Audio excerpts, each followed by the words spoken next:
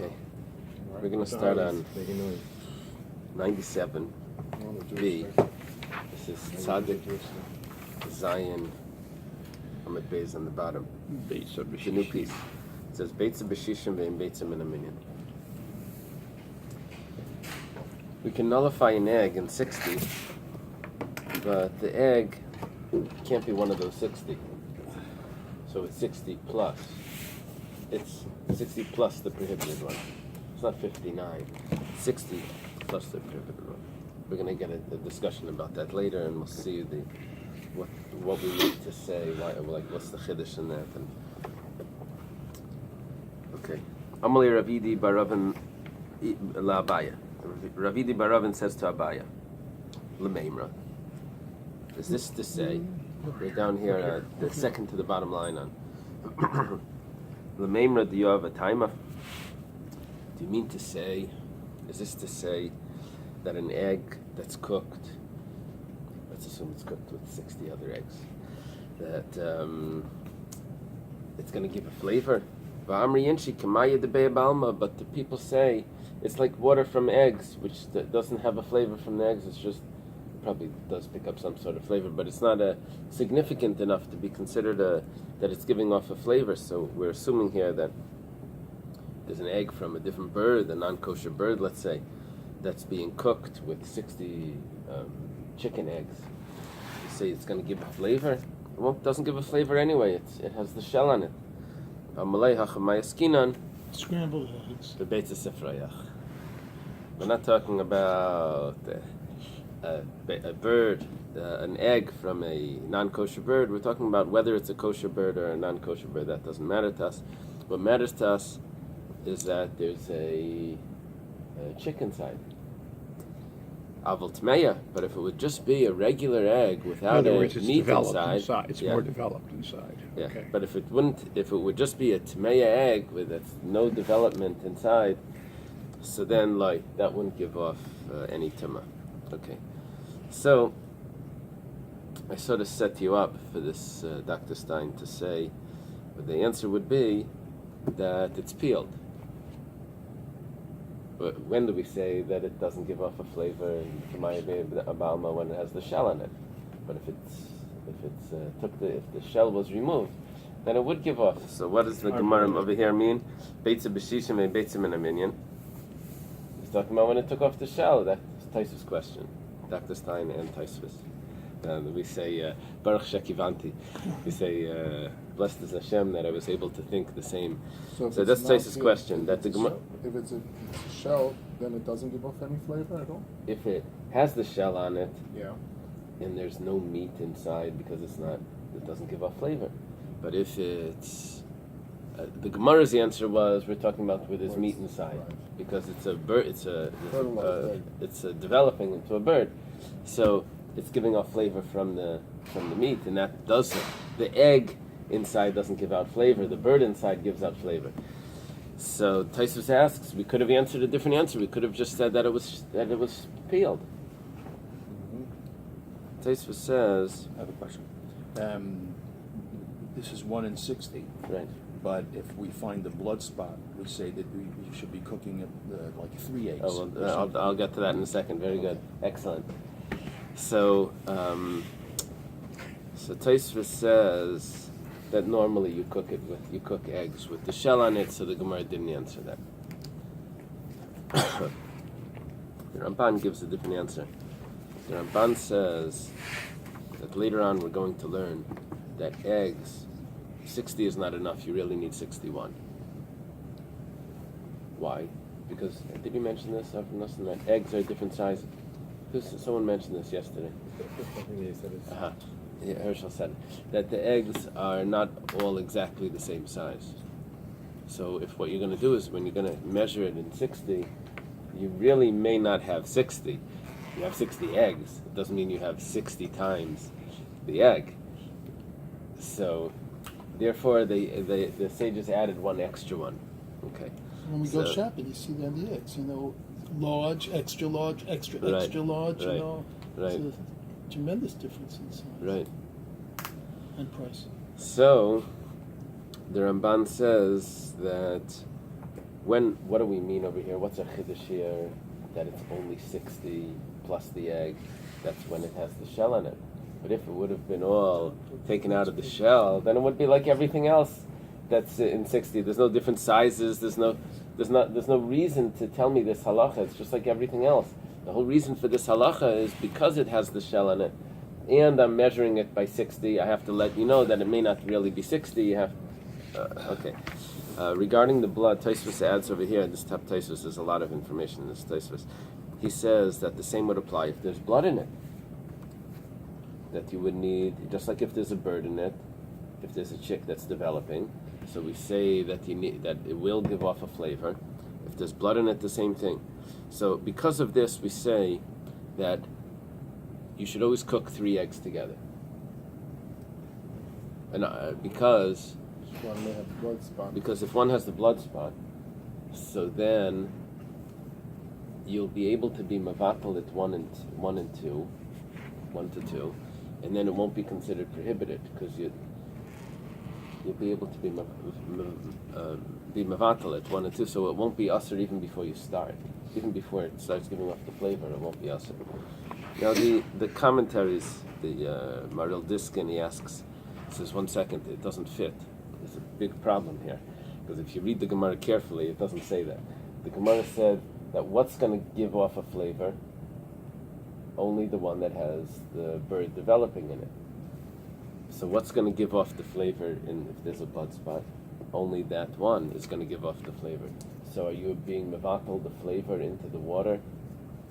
The other 2 are not giving off any flavor. There's only flavor coming from one. So you're not being mevatel the flavor. We're assuming that the flavor of the blood is going to be batel in the water without the eggs.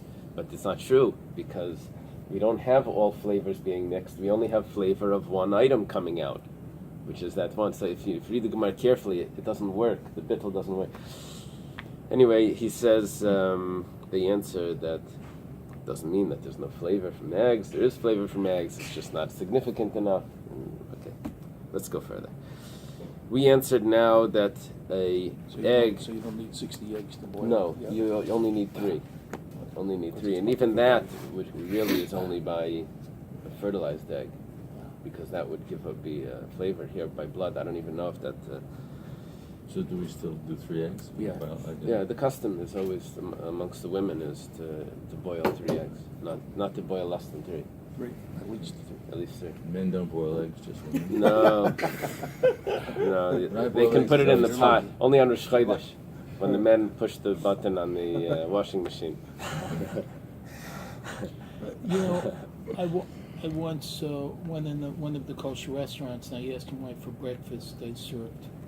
In scrambled, there was always 3 eggs if I only wanted 2, and that was why. But then I went to another kosher restaurant where they always served 2 eggs. So it's very funny. So Scrambled shouldn't be a problem. It's only scrambled shouldn't be a problem. It's only when you can't. I know that, but it's interesting. One said the reason they sold 3 was because of that. They may have been making a mistake. If they missed a blood spot, it was bottle anyway.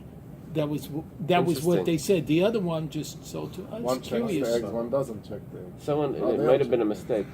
Okay, so we ended off that an egg that has a embryo developing inside would give off a flavor, but otherwise it doesn't. Eisvei. The Gemara has a question. It's quoting a Tosefta, a brisa. Tosefta is a brisa. Beitzim tahirus shulkan and beitzim tameis. Beitzim tahirus means eggs that are from a kosher bird that were boiled together with eggs from a non-kosher bird. Im yesh ben b'nais tam, if the non-kosher bird can give a flavor into the other eggs, so kulan asurus. We're starting to see the problem here. They're all forbidden. That means it's going to give off a flavor. So the Gemara answers, we didn't translate it right. We said beitzim tameis means eggs from a non-kosher bird. That's not the translation.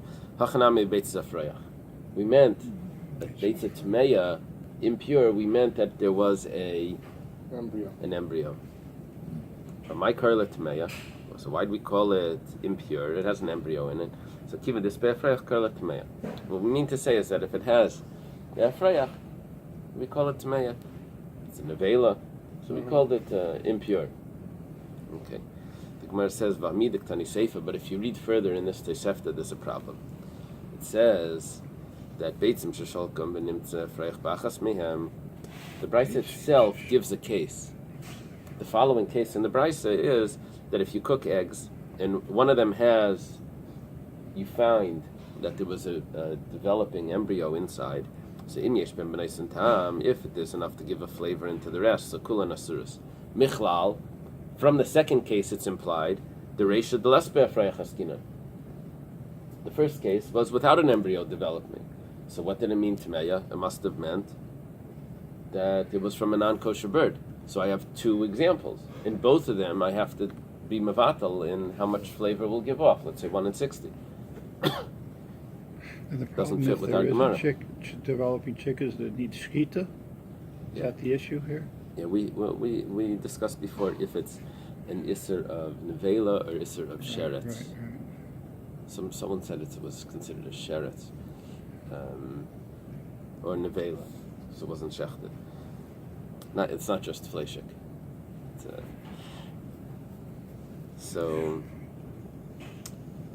But here we're seeing that the flavor is going to go out even on a regular egg that doesn't have a developing embryo.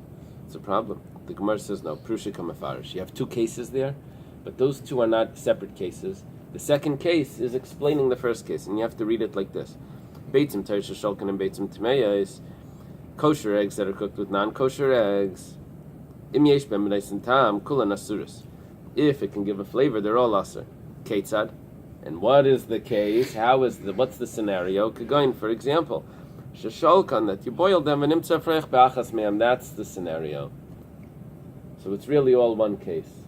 Gemara says hachinam mistaber. It also makes sense to say this. The sal kadaitach, because if it would enter your mind to do it differently, and to say reisha deles be'afreich, that the first case of the Brisa was referring to where it was just a regular egg from a non-kosher bird, but a regular egg with no embryo inside. Hashta now, the les be'afreich asura, when there is no embryo, it makes aser. The is be'afreich mibai.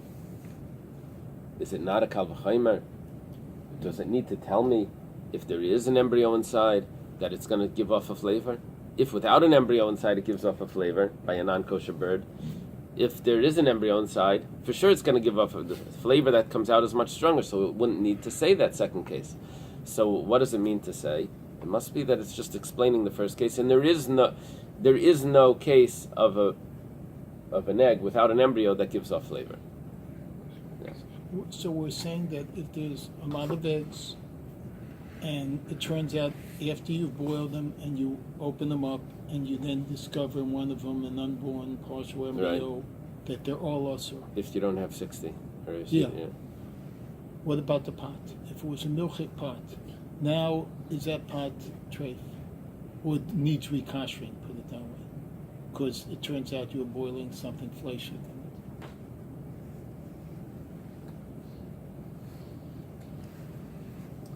Okay, it needs kashering because of nevela. Does it have the fleshik? Well, if it needs kashering, it's irrelevant because then you're going to. Yeah, but it could be relevant anyway in other cases. And it had 60? It didn't have 60. It didn't have 60. Oh, yes. So let's say right afterwards, before you broke open the eggs, you then boiled some mushroom soup with milk in it. So that now the question is, now the eggs are no good. Now the question is, and the pot is going to need to be kashed. Can I have the soup? Okay, so. Hey, you got to make this real. Right. So it's going to be dependent on something that we said before, and we quoted from Tosfos two opinions. Do we say Chaticha Nasas Nevela B'Shari Surim? We had quoted Rabbeinu Ephraim before in the Tosfos on a page back. Rabbeinu Ephraim holds that we don't. Let's say you didn't have 60 in the pot, Right. and so according to Rabbeinu Ephraim, everything becomes considered aser. Now, when I cook in this pot, in the clean pot that was just used a few minutes ago for this non-kosher egg, I need to nullify the entire pot. So you would need in that mushroom soup 60 times the material of the pot, which you usually don't have. Now, I'm sorry. I believe in Shulchan Aruch it says it's not possible. And then Shulchan Aruch it says that unless you have a very thin sort of metal, but normally you won't have the contents of the pot to be 60 times the material of the pot. You would not have. Not possible. In the olden days, the iron was thick. You wouldn't get 60 inside to be 60 inside. Okay. So, but if we hold of Rabbeinu Ephraim, if we accept Rabbeinu Ephraim, he says that how much eggs in here was originally. You already had 50 times the egg, and now you add the soup in. So you're going to nullify that in the soup. It's diluted. It's the second dilution. You can already eat it. You can already eat the soup. So why couldn't you eat the soup just because you had cheskes kashrus on the pot before you discovered that it was straight? Because after I discovered it, it loses the cheskes kashrus. Chazaka isn't assumed until you know. Until you know. Until you know. Okay. Now, regarding your second question about fleishik, there's a machlekes if we say that non-kosher meat is considered fleishik. Now, non-kosher meat that's from a non-kosher animal is clearly not fleishik. It's not flesh. What's the difference? But It's if it's not from kosher. a kosher animal but wasn't shechted, there's really no difference unless you're going to talk about the Isser Hana of Basar B'Chalav. You talk about other Isurim that That's have why to if do with you're milk going to and have a meat. cheeseburger, make sure it's treif to begin with. Less So Aveira. that's a machlekes. That's a Would a machlekes. cheeseburger be Yeah, the cheeseburger, Basar make sure B'Chalav or it's just straight. nevela with cheese? With Chalav Yisrael cheese. That's a machlekes. It's a very interesting machlekes because it probably would depend on if you can invest in McDonald's type of thing, to get benefit from it. Because if it's not Jewish kosher, people do own some. if it's not kosher, it's no problem. You're not supposed to make a business out of non-kosher foods. But besides for that, anyway, that's Okay. We interesting. got through off the topic. The Gemara answers that your proof to say that we're only talking about one case in that brisa, that we're talking about a developing embryo, is not a real good proof. What was the proof? The proof was that if an egg gives off flavor without an embryo, for sure it gives off with an embryo. Must be that it's only one case. The Gemara says, "Imishum ha la yirya." If that's your proof, that's not a good. That's not a good. You can't take that. Why? Because you can answer very simple. Tana seifa l'glui reisha. You're telling me why do I need the seifa? Because if a bird without an egg without an embryo gives flavor, for sure the embryo would give flavor. Mm-hmm. No, the seifa is explaining to me what the case of the reisha is. Because shaloi timer, I shouldn't say reisha dis be'afrayach. I could have read the reisha to mean, which I actually did. I could have read the reisha to mean that Tameya, what does Tameya mean? A non-kosher bird, that it has an afrayach. Don't read it like that. Avalesle afrayach sharya. But if it doesn't have an embryo, then it's permissible. No, so the Gemara comes along, Tana Seifa, this be'afrayach. It says the second case to tell me that there's an embryo, it makes the pot forbidden. Mechlal dereisha deles be'afrayach. It must be that the first case is where there is no embryo and it still makes the pot forbidden. Vafilu hachi asira. And nevertheless, it's still prohibited. So what the Gemara just did for us is it just left us without any proof at all. We've quoted a brisa to ask a question. What do you mean? We have a brisa that says that an egg without an embryo gives off flavor. We said that not necessarily is the brisa saying that. The brisa could be talking about that there is an embryo in there, just called it Tameya. And we tried to prove it, that it's talking about that there is embryo, and the Gemara says that you're taking it too far. You can't prove it. You just can't ask a question from that. Hahukazesed tarba. There was kazayas of fat, denafel b'dikula, that fell into a dikula. Rashi says dikula is a pot. Taisu says it's a basket. The bisra is full of meat. Savar Ravashi, We wanted to measure it l'share b'may debala dekula, with what got absorbed into the pot. What does that mean? That the pot was cooking. We see that the line of the soup, of the gravy, went down a little bit. So we wanted to use what's missing now, to nullify the isser that there is now. In other words, we wanted to say, well, the soup used to be up to here, so let's use that to nullify the isser that we're looking at. So Amalei Rabbanan Ravashi, the students told him, you think the pot absorbed only from the kosher part and not from the non-kosher part? It could be the isser itself shriveled up as well. It used to be larger, and the pot absorbed from that also. Rather, what is the halacha? You only measure it the way it is in front of you now. Unless it's clear that it would shrivel different ratio. So otherwise you just measure it as, this is what I have in front of me now. That's like what you just answered me. The Hesches Kashrus is gone once you up to the real situation. Okay, look at this next case. Who palgad this ace of the tarba? There was a half an olive size of fat, forbidden fat. The nafal b'dikula the bisra, that fell into this pot of meat. Savar mar baravashi l'shure b'klasen palgizet the zesa. Mar baravashi. Mar baravashi. It's the last on our page. Said that there's only a half a kazayas of fat. Half a kazayas is not, it doesn't incur lashes, so it's more lenient if you would eat only a half a kazayas. So instead of using 60 to nullify it, he only uses 30, or he was attempting to only use 30. The klasen palgid the zaysim, 30 half zaysim, which is 30 times, not 30 zaysim, 30 half zaysim. If it was 30 zaysim, it would be 1. But he doesn't want to do that. He wants to do half measurement because it's much more lenient here, because they will never incur malchus, because there's not enough. So Amalei Avua, his father tells him, who's his father? Ravashi is right here. His father tells him, Lavaminalach, have I not told you? Leitazalzel b'shir derabanan.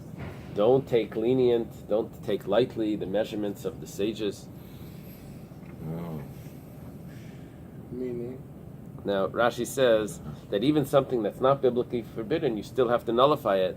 Even if it's only rabbinic, you still have to nullify it in as if it's the original prohibition. V'oid, and I'll tell you another thing. Ha'amar Rabbi Yochanan, it's a machlekes Rabbi Yochanan and Rish Lakish. But Rabbi Yochanan's opinion is chatzi shir asur min haTorah, that even if you're going to eat half an olive, even though you don't get lashes, doesn't mean that the Torah didn't forbid it. The Torah forbade it to eat a half of the zayis. You just don't get the punishment. So you need 60 times, apparently.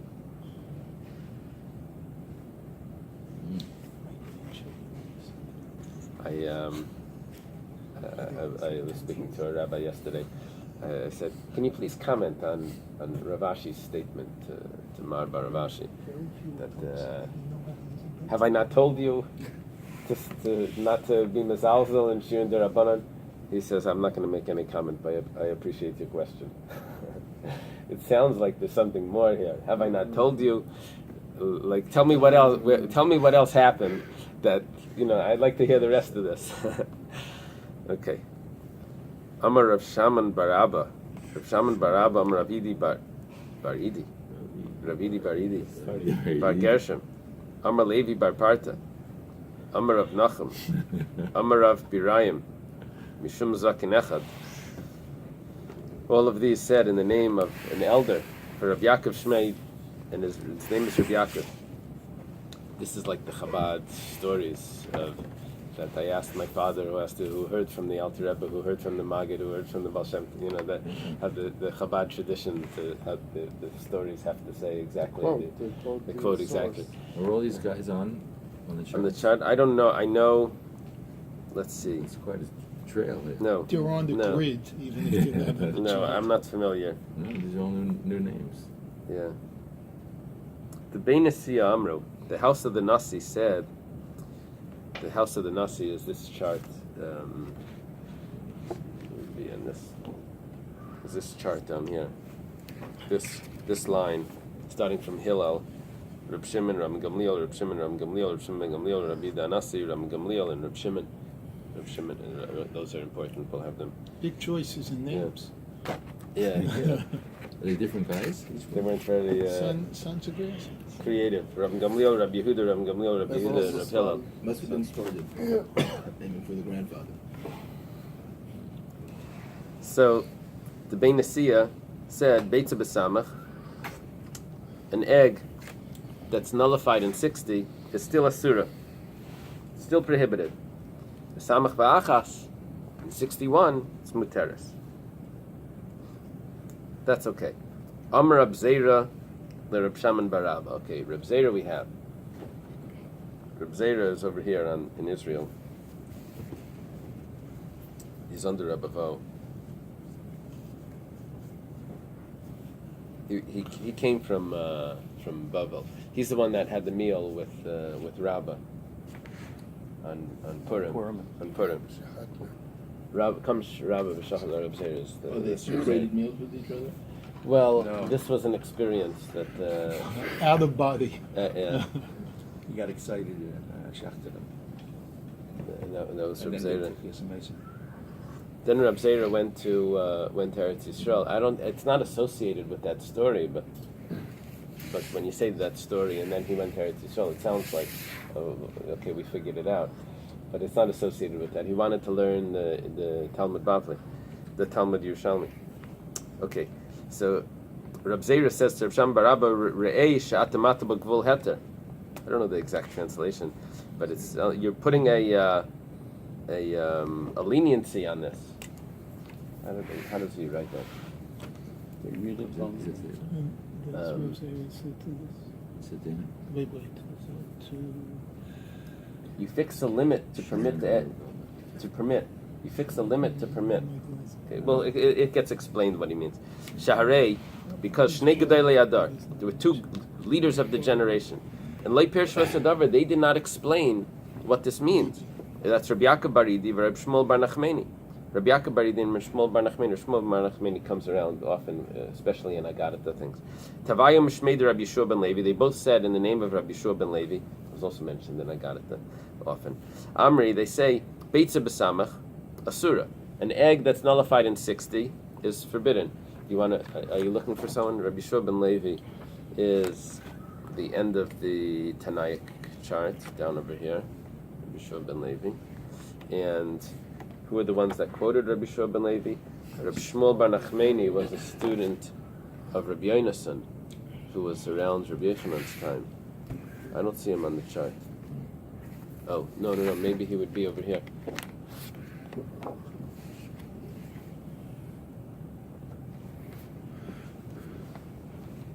Rabbi Yonasan. Rabbi Shmuel. I'm not sure if that's the same Rabbi Yonasan.